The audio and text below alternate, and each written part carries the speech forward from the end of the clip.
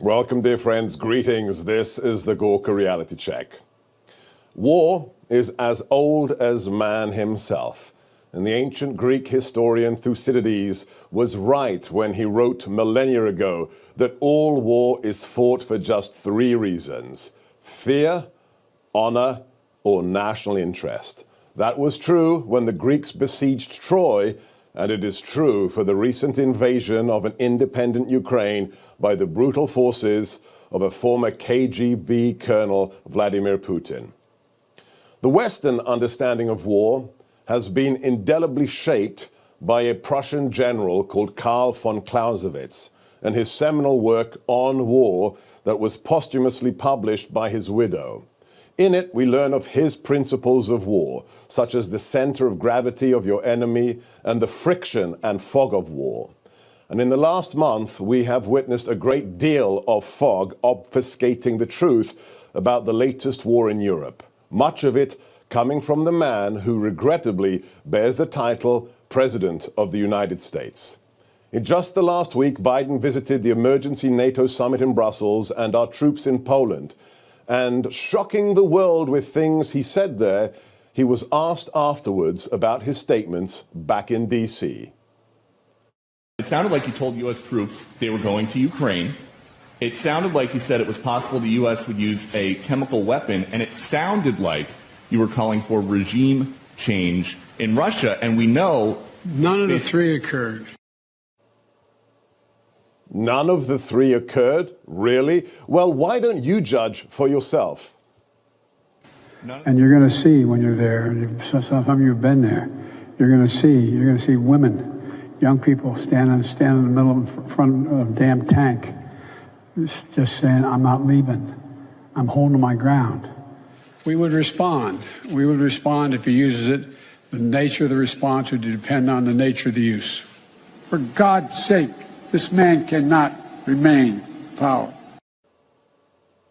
We have two options to explain this discrepancy. Either Joe Biden is lying to you, or he's cognitively impaired.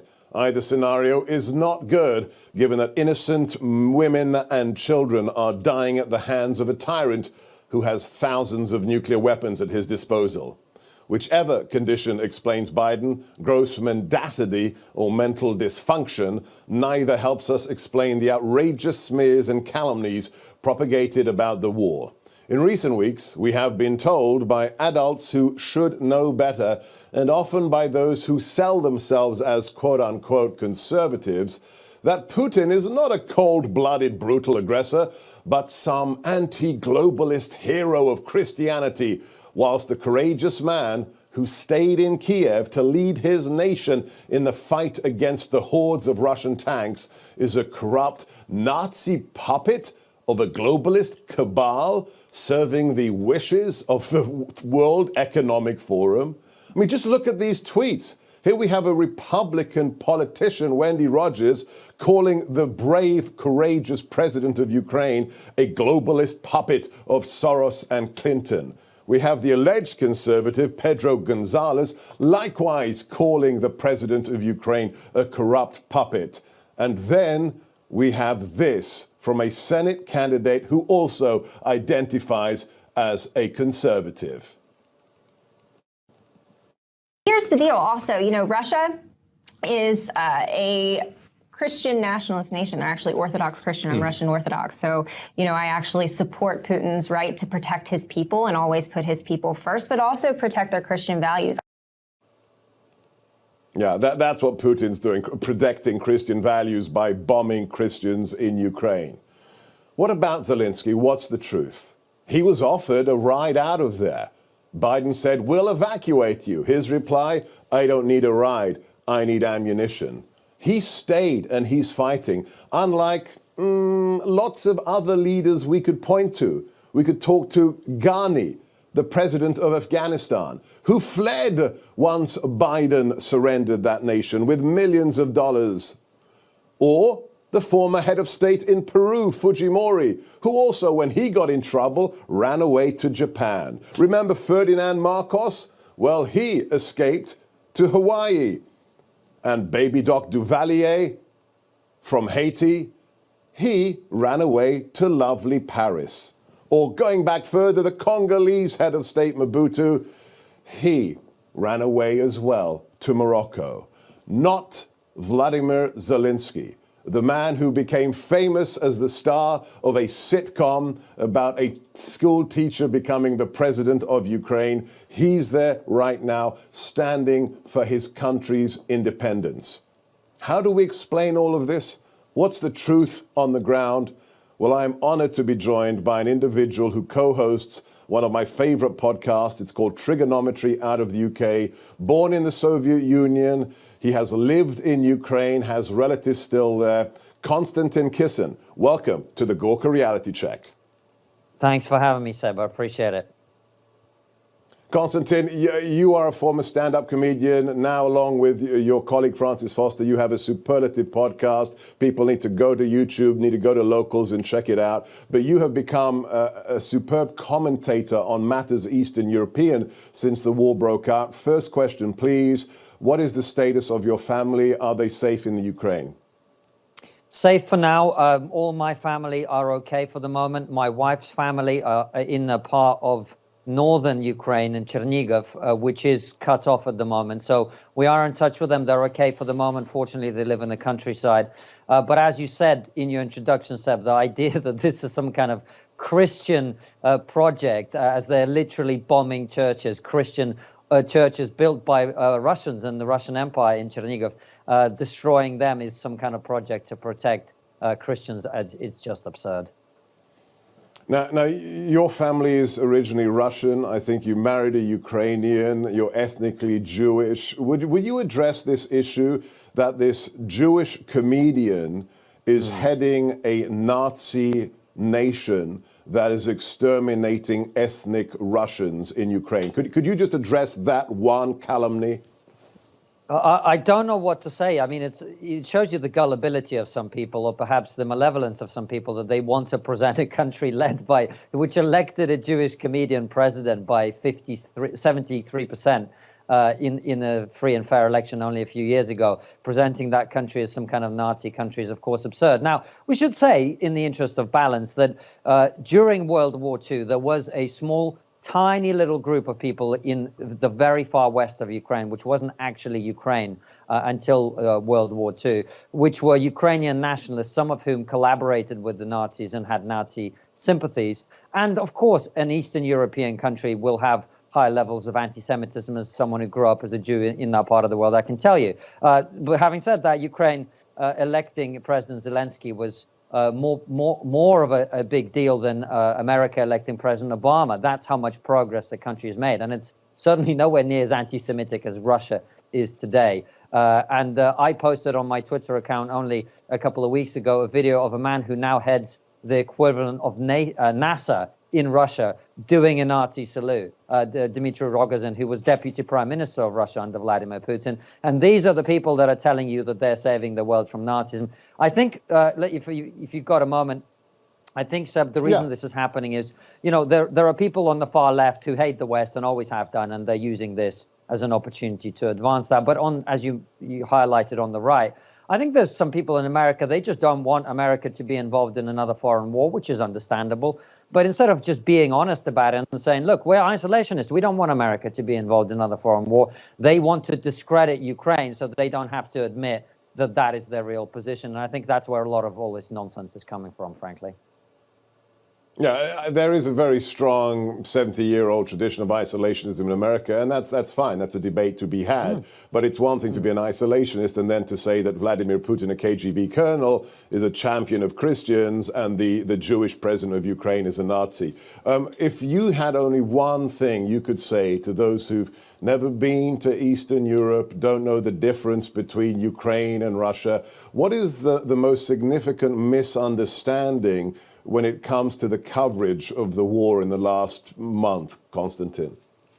Well, Seb, this is one of the things I talk about in my book, An Immigrant's Love Letter to the West. The biggest delusion we have in the West, in the UK and in America, two countries that I love and I think are the beacons of beautiful things for the rest of the world, is this. We think in the West that everybody elsewhere in the world thinks exactly like us.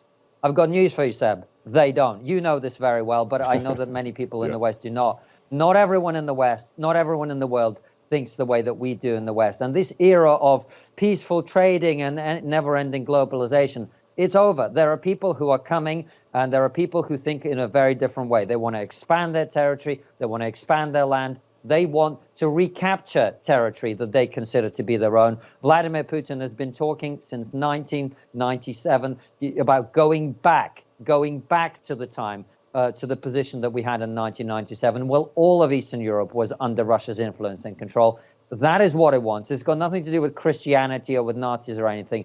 It's very simple, realpolitik. He wants to recapture territory. He wants to control his borders and that part of the world. And that's why he's doing this. Yeah, absolutely. One of the biggest things I experience in the national security sector here in America is a proclivity for even intelligence analysts to mirror image. Well, it functions here in America, therefore it must function like that in the Hazara population of Afghanistan. Not so fast. Last question. You and Francis have been warriors against the insanity of political correctness, of speech control. Do you think that the invasion of a free Ukraine and the witnessing the bombing of hospitals and kindergartens could be a kind of jolt to the system where people wake up and realize that political correctness is out of control and we have to stand up for Western values?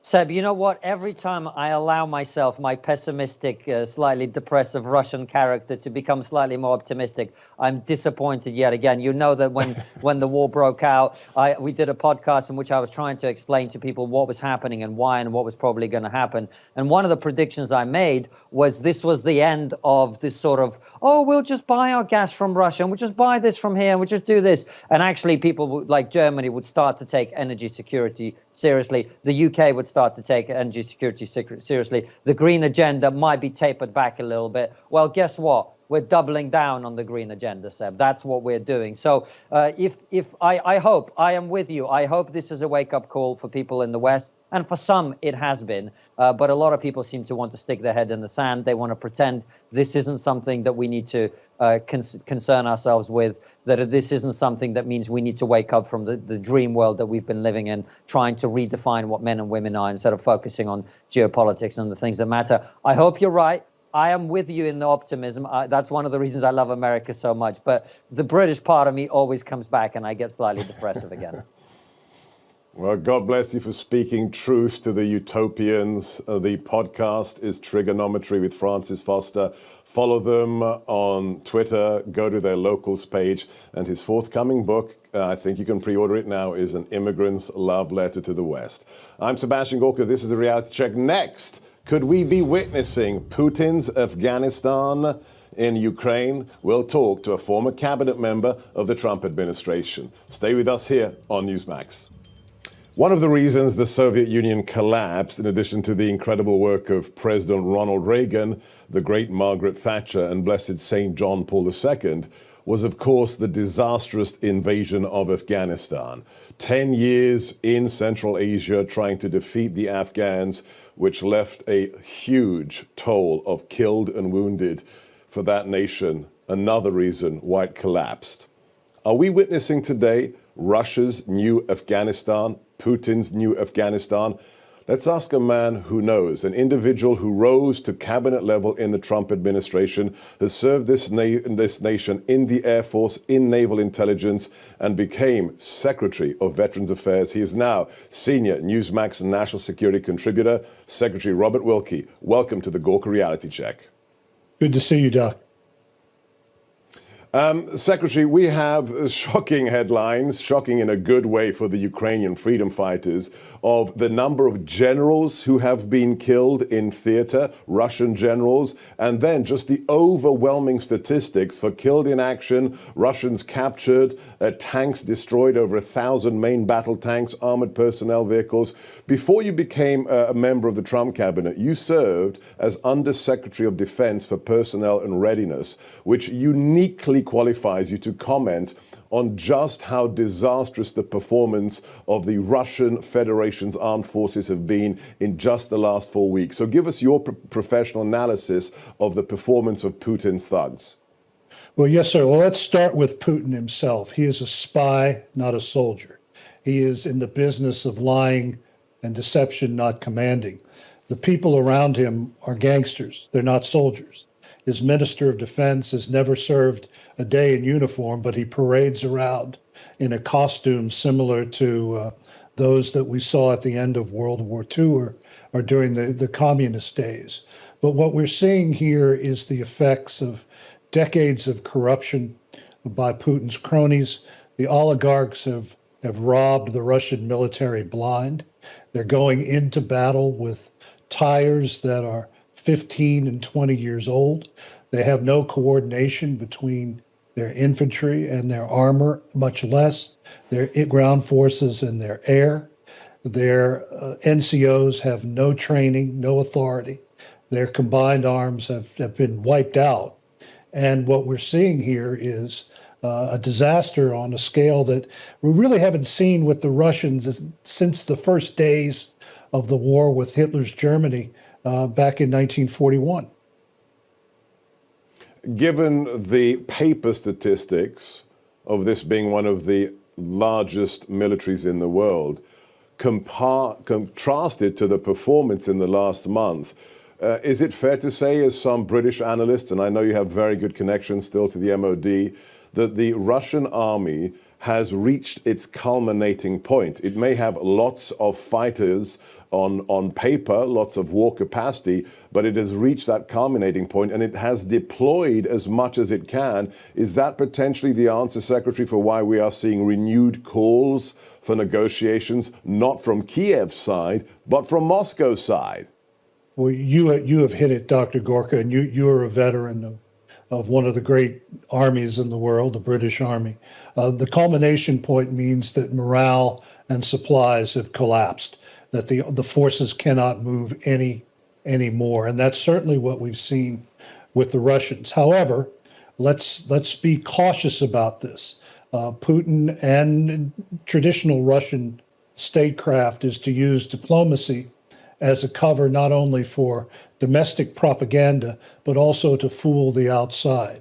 I do believe that he is still an incredibly dangerous enemy, and that the next step for him, Doctor, will be to wage a more vicious war on the civilian population of Ukraine, which is why it's vital that this administration get off of its haunches and give Zelensky what he needs. When he praised Western leaders last week, there was one notable omission from his praise, and that was Joe Biden, and for very good reason.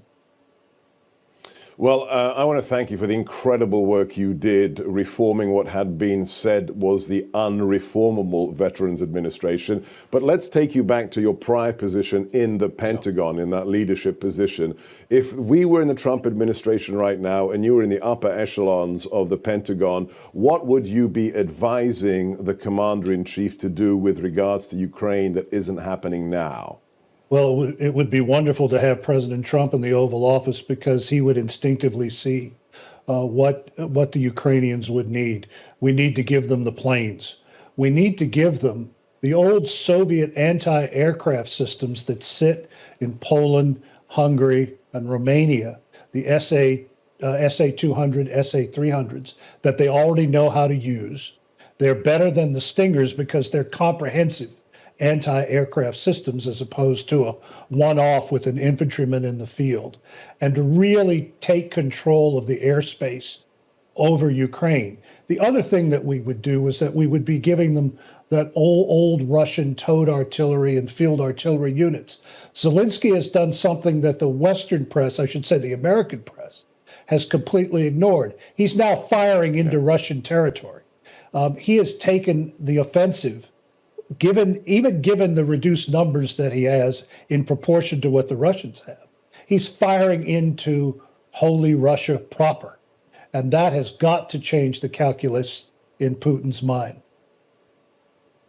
Excellent recommendations. Former Secretary of Veterans Affairs, Robert Wilkie, now Senior National Security Correspondent for Newsmax. Sadly, on our side, and not just the crazy mainstream media, there are those who are propagating conspiracy theories when it comes to Kiev and Putin. What do we do about it? That's next here on the Gorka Reality Check.